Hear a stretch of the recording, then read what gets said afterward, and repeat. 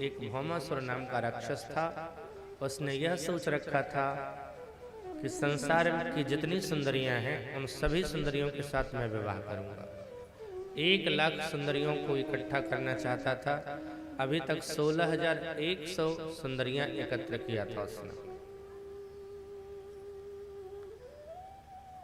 अभिमान में आकर के उसने देवमाता अदिति का कुंडल भी छीन लिया। भौमासुर का उद्धार करवाना था। नारद जी ने एक कार्य किया। भगवान द्वारिकाधीश के पास आते हैं। स्वर्ग से आते समय पारिजात पुष्प लेकर के आए और सत्यभामा के सामने ही रुक्मिणी जी की तरफ बढ़ा दिया। और जब देख लिया सत्यभामा ने कि रुक्मिणी को पारिजात का पुष्प मिला है तो भगवान से हट कर बैठी, हमें भी चाहिए। भगवान ने कहा पारिजात का पुष्प क्या, आपके घर में हम ला करके पारिजात का वृक्ष ही लगा देंगे, चिंता मत करो। चलिए गरुड़ पर सवार होकर के गए। सोचा देवताओं को प्रसन्न करना है। तो देवताओं को प्रसन्न किया जाता है किस चीज से, जो देवताओं को आवश्यकता थी उस समय। तो इसी भौमासुर ने देव माता अदिति का कुंडल भी छीन लिया था। तो भगवान ने सोचा पहले भौमासुर का वध करूंगा, कुंडल उससे लूंगा, देवताओं को दे दूंगा और पारिजात वृक्ष लेकर के आ जाऊंगा। भगवान प्राग ज्योतिषपुर पहुंचते हैं जो भौमासुर की राजधानी थी। उस नगर की रक्षा एक मूर नाम का दैत्य करता था। भगवान ने उस असुर का वध किया, इसलिए भगवान का एक नाम पड़ा मुरारी।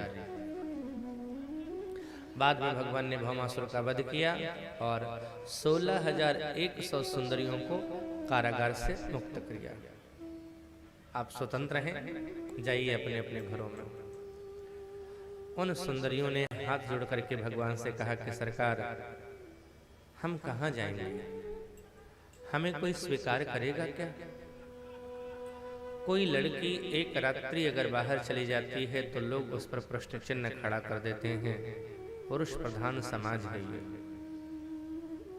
हमारे माता पिता भी हमें स्वीकार नहीं करेंगे। आपने भले ही हमें कारागार से मुक्त कर दिया है, लेकिन हम संसार में समाज में ग्राह्य नहीं हैं।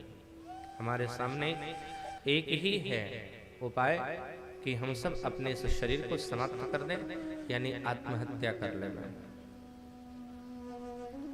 भगवान को लगा ये मैंने क्या कर दिया, इससे अच्छा ये कारागार में बंद थी, कम से कम जिंदा तो थी। अब मैंने इनको कारागार से मुक्त कर दिया तो सीधे ये मरने को तैयार हो गए। तभी एक राजकुमारी ने भगवान से हाथ जोड़ के कहा सरकार एक मार्ग और है जिससे हम जीवित रह सकती हैं। क्या? भगवान ने तुरंत कहा क्या? बोले दुनिया तो हमें स्वीकार नहीं करेगा, लेकिन आप अंतर्यामी हैं, आप जानते हैं हम शुद्ध हैं, पवित्र हैं। अगर आप हमें पत्नी के रूप में हमारा चयन कर लें, हमसे विवाह कर लें, तो हम इस संसार में रह सकते हैं, अन्यथा हम अपने शरीर का त्याग कर देंगे। भगवान को लगा अगर छोड़ता हूं इन्हें तो ये मर जाएगी। अतः भगवान ने उन समस्त सुंदरियों से विवाह किया है और अब भगवान के विवाह की संख्या हो गई 16,108। अब देखो साहब, जिनकी आदत है प्रश्न चिन्ह खड़ा करने की, गलत बात सोचने की, वो तो सोचेंगे ही सोचेंगे। एक व्यक्ति ने कहा ऐसा नहीं लगता है कि भगवान ने उन राजकुमारियों की मजबूरी का फायदा उठाया, कारागार से मुक्त किया। ठीक है, उन्होंने कहा कि हम समाज में नहीं जा सकते, समाज में हमें स्वीकार नहीं करेगा समाज का व्यक्ति, तो भगवान को विवाह करने की क्या जरूरत थी? बहन बना के भी तो रखा जा सकता था। द्वारिका में रख लेते, बहन बना करके रख लेते, क्या मुसीबत थी, क्या दिक्कत थी? पत्नी बनाने की क्या जरूरत थी? अब पहली बात यह सोचो कि ये सुंदरियां हैं कौन? ये विभिन्न अवतारों के, जब जब भगवान ने अवतार धारण किया है तो भगवान के रूप लावण्य पर, सौंदर्य पर देख करके कई कन्याएं जो मुग्ध हुई थी, जिन्होंने ये चाहत करी थी कि भगवान हमें पति के रूप में प्राप्त होवे, वही सब जीवात्माएं आज राजकुमारियों की इन सुंदरियों के रूप में। राक्षस की कन्याएं भी है जो वामन का स्वरूप धारण करके भगवान गए। जब भगवान ने मत्स्य का अवतार धारण किया तो मत्स्य कन्याओं ने देखा, जिन जिन अलग अलग जीवों, अलग अलग कल्पों में जिन जिन जीवों ने भगवान को कांत भाव से चाहा था, वही सब जीव यहाँ पर आकर के हैं। पहली बात तो ये। दूसरी बात, चलो आप, कोई कहता है कि भगवान बहन बना करके भी रख सकते थे, बहन क्यों नहीं बनाया? अब थोड़ा चिंतन करो आप। बहन बना करके लेकर के आते तो क्या बिना विवाह के बहन को रखना, अगर घर में किसी को मुंह बोली बहन को रख लेते तो क्या विवाह नहीं करना पड़ता उसका?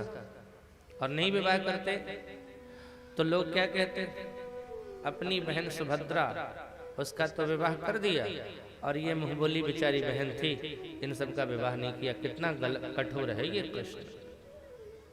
चलो विवाह करने जाते, कहीं प्रस्ताव लेकर के जाते, कहते मेरी एक बहन है, उसका मैं वर खोजने के लिए आया हूँ, आप मेरी बहन से विवाह करें। तो लोग कहते अच्छा सुभद्रा के लिए कह, बोले नहीं नहीं सुभद्रा नहीं, वो राजकुमार बना लिया है, उनके साथ विवाह करना। अब वो तो चुप हो जाता पहले। वो असुर के पास जो इतने दिन कैद रही, वो चलो भगवान समझाते भी कि चल भैया ऐसी बात नहीं है, मैं कहता हूं मुझ पर विश्वास रखो, वो पवित्र है। चलो भगवान की बात मान करके कोई राजकुमार विवाह कर भी लेता, मानते हैं विवाह कर लेता है। अच्छा पति पत्नी में तो झगड़ा होना ही होना है, न होवे पति पत्नी में झगड़ा ऐसा संभव भी नहीं है। आप लोग में नहीं होता होगा, आप लोग की बात मानते हैं। अच्छा पति पत्नी का झगड़ा जो होता है बड़ा विचित्र झगड़ा होता है। काहे का झगड़ा होता है? ये सामान यहाँ क्यों रखा है, ये सामान वहां क्यों चला गया, इसी बात को लेकर झगड़ा होता है। और क्या उनके यहाँ कोई बहुत बड़ा मैटर थोड़े ना था। एक बार रात की 12 बजे की बात है, पति पत्नी दोनों झगड़ा कर रहे थे बहुत जोर जोर से। पड़ोसियों की नींद खुल गई, पड़ोसी आ गए। पड़ोसियों ने कहा भाई साहब क्यों लड़ करके आप अपनी नींद तो खराब कर रहे हो, हम लोगों की नींद खराब कर रहे हो, आप कल नहीं लड़ सकते थे? पत्नी बोली नहीं नहीं फैसला तो अभी होगा। पति बोला तो कर लेना फैसला, अभी ही करना है, अभी का अभी फैसला कर। पड़ोसियों ने कहा हम आ ही गए हैं यहाँ पर, तो फैसला क्या करना है ये तो हमें बता दो, झगड़ा किस बात का चल रहा है? पत्नी बोली हम अपने बेटे को डॉक्टर बनाएंगे। पति बोले तेरे कहने से डॉक्टर बनेगा, इंजीनियर बनेगा। पत्नी कहती डॉक्टर बनाओ, पति कहता है इंजीनियर बनेगा। इन्हीं बात का झगड़ा था।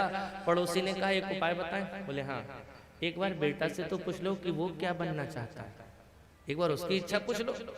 वो जो बनना चाहता है वो बनाओ ना। तुम कहते हो डॉक्टर, ये कहता है इंजीनियर, तो आखिर तुम्हारा बेटा भी तो कुछ चाहता होगा, एक बार बेटे को बुला करके पूछो वो क्या बनना चाहता है। अब पति पत्नी एक दूसरे का चेहरा देखने लगे। क्या हुआ? पड़ोसियों ने पूछा क्या हुआ? पति ने कहा भाई साहब अभी लड़का पैदा नहीं हुआ है। झगड़ा इस बात का था कि बच्चा पैदा नहीं हुआ और उसको पहले से डॉक्टर इंजीनियर बनाने के बारे में सोच रहा है। तो बात बात पर झगड़ा होती तो कहीं पति कह देता तू, अरे कृष्ण के कहने पर मैंने तुझसे विवाह कर लिया, लेकिन तू तो राक्षस के पास कैद थी। अब फिर झगड़ा होता तो सोचो कितनी, और एक नहीं थी 16,100 थी। तो भगवान का आधा जीवन तो इसी में गुजरता रहता। उसके घर जाते उसको समझाते, उसके घर जाते उसको बुझाते, तो यही सब चलता रहता है उनके जीवन में। तो ये सबसे हटने के लिए भगवान ने सीधा उन समस्त राजकुमारियों के साथ विवाह कर लिया। इस तरह से भगवान के विवाह की संख्या हो गई 16,100 कितनी? 8। बच्चे की